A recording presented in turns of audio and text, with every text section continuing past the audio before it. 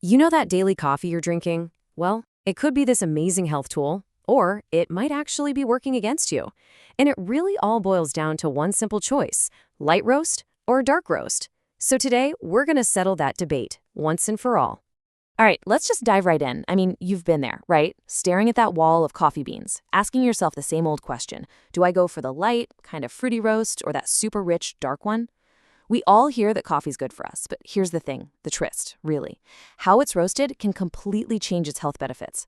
Let's break down how. Okay, so here they are, our two contenders. In this corner, we've got light roast. It's bright, it's acidic, and yep, it's packing a little bit more of a caffeine punch. Its superpower? Antioxidants. And in the other corner, dark roast. Smoky, rich, and it's got a secret weapon. It's way, way gentler on your stomach. So, which one should you be choosing? Well, let's make the case for each. All right, first up to bat is the light roast. So this one's roasted for less time and at a lower temperature. And what that means is it gets to hang on to some incredibly powerful compounds that, usually just get burned away in the fire. So the absolute key to a light roast's power is this thing called chlorogenic acid. Just think of it as a super potent antioxidant that you find a ton of in raw green coffee beans. Because the roasting process is so gentle and short for light coffee, way more of this good stuff actually makes it into your cup. Okay, so what does this compound actually do for you? Well, according to experts like Dr. Chu Hao Shao, it's basically a powerhouse for your liver. It helps fight cell damage, it can help control your blood sugar, and it even boosts your metabolism. But listen to this. This is the most incredible part. Drinking it regularly could lower your risk of liver cancer by as much as 40%. I mean, that is huge. But, yeah, you knew there was a but coming. There's a catch, and it is a big one. As amazing as chlorogenic acid is, it has one major weakness. It just can't stand the heat. And this is the critical trade-off, you guys. The very thing that gives dark roast that smoky, intense flavor we love, that long, hot roast, well, that's exactly what destroys most of this incredible antioxidant. So, look, if you're drinking coffee specifically for those liver-protecting, anti-aging benefits, dark roast just can't compete on that front, not even close. But hey, don't go counting dark roast out just yet. Because while it loses one of those good compounds, the intense heat of its roasting process actually creates a brand new one with a totally different kind of health benefit. Yeah, say hello to N-methylpyridinium, or let's just call it NMP for short. You will not find this stuff in green coffee beans. Nope. It is literally forged in the fire of that dark roasting process.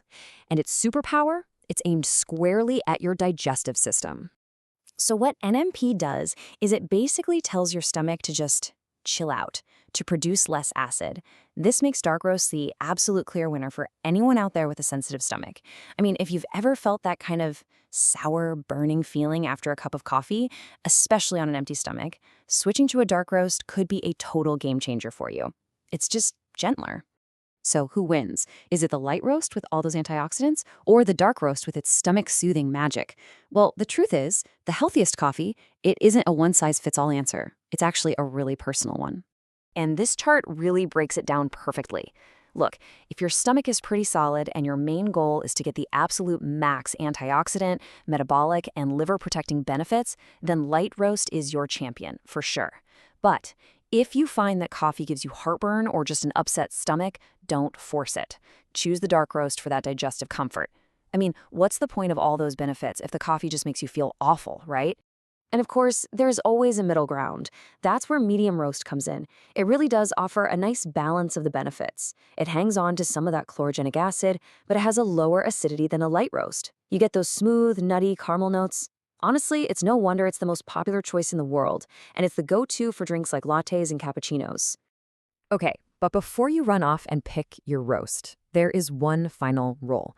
And I'm not kidding, this is probably more important than anything we've talked about so far. In fact, if you ignore this one piece of advice, your choice of roast, it really doesn't matter at all. So here it is, straight from the experts. The single most important thing, the most important thing you can do to make your coffee healthy is to drink it black. No sugar, no artificial creamers, period. And let me tell you why this is so critical. All that added sugar and the trans fats you find in a lot of creamers, they cause inflammation all through your body. And that inflammation basically cancels out, completely erases The anti-inflammatory and antioxidant benefits you're trying to get from the coffee in the first place. It's like you're taking one step forward and then one giant step right back. So really, it all boils down to two super simple steps. First, listen to your body. Choose the roast that's right for you. Light for the antioxidants, dark if you need that digestive comfort. And second, and this is the big one, commit to drinking it black. That's how you actually get those benefits. And that kind of leaves us with one final thought to brew over. This really isn't just about coffee, is it? It's a fantastic reminder to take a look at the other healthy habits in our lives. Where else might a little bit of sugar or a splash of the wrong salad dressing or some other small unhealthy addition be completely undoing all of our good work?